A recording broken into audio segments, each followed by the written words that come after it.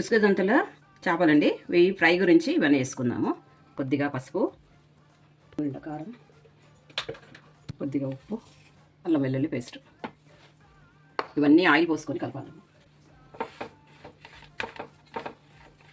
కలిపేసి వీటికి పట్టిద్దాం.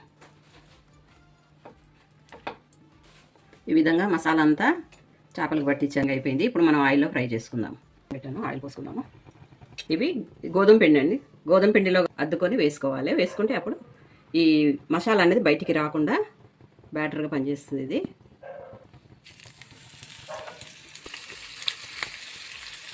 వేగిన తర్వాత టర్న్ చేసుకుందాం. అయిపోయినాయి, తీసేద్దాం ఒక్కొక్కటిగా. ఫ్రై అయిపోయినాయి. చల్లం పైనుండి వేడి వేడి ఉసుక దంతుల ఫ్రై రెడీ. అలాగే మా ఛానల్ లైక్ చేయండి, సబ్స్క్రైబ్ చేయండి.